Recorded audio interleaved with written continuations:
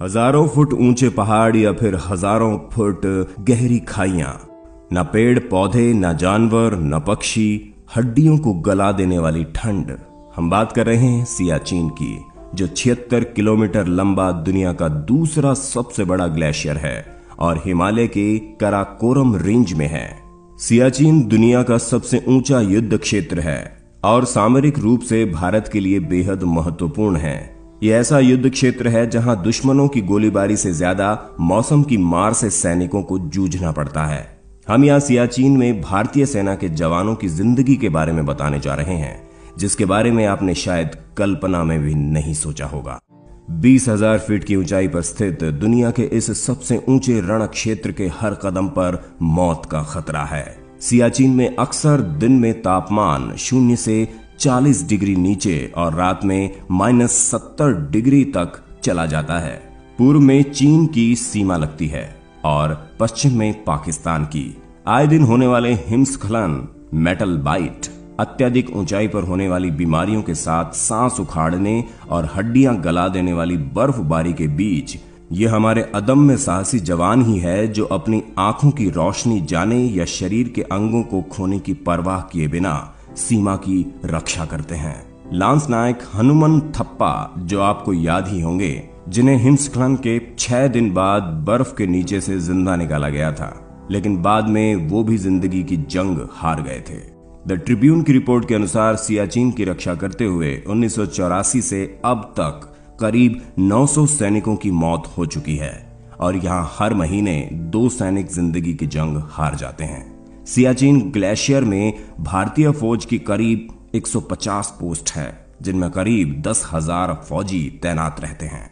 सियाचिन में तैनाती के 3 महीने के दौरान सैनिकों को नहाने को नहीं मिलता, न ही वो दाढ़ी बना पाते हैं। हर रात अपनी चौकी के सामने से उन्हें बर्फ हटानी पड़ती है, क्योंकि बर्फ नहीं हटाई जाए तो बर्फ के दबाव से जमीन फटने का खतरा रहता है।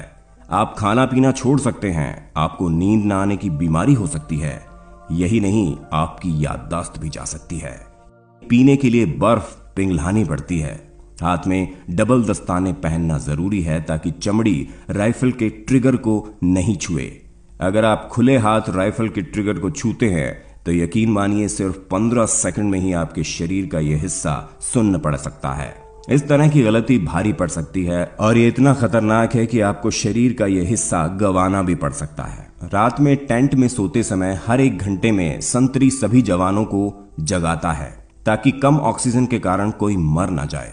पेट्रोलिंग पर जाने वाले सैनिक एक के पीछे एक लाइन में चलते हैं और एक रस्सी सबकी कमर में बंधी होती है। कमर में रस्सी इसलिए बंधी होती है क्योंकि बर्फ कहां धंस जाए इसका पता नहीं रहता और अगर कोई एक व्यक्ति खाई में गिरने लगे तो बाकी लोग उसे बचा सकें।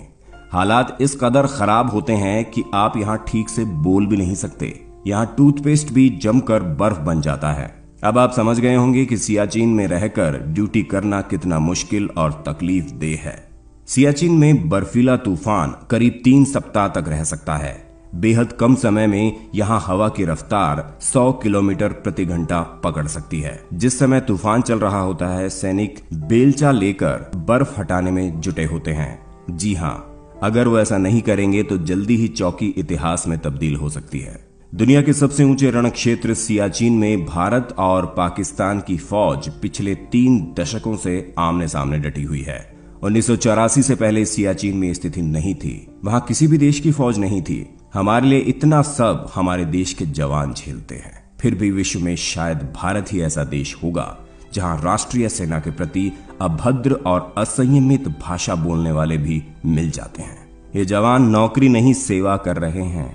इसलिए हमारा आपसे अनुरोध है कि चाहे इस वीडियो को लाइक या शेयर ना करें, लेकिन हमारे देश के सैनिकों का सम्मान सच्चे दिल से जरूर करें, क्योंकि वो अपनी जान हर पल खतरे में डालकर वहां तैनात रहते हैं ताकि हम चैन की नींद सो सके। किसी गजरे की खुशबू को महकता छोड़ आया हूं, मेरी नन्ही सी चिड़िया को चहकता छोड़ आया हूं।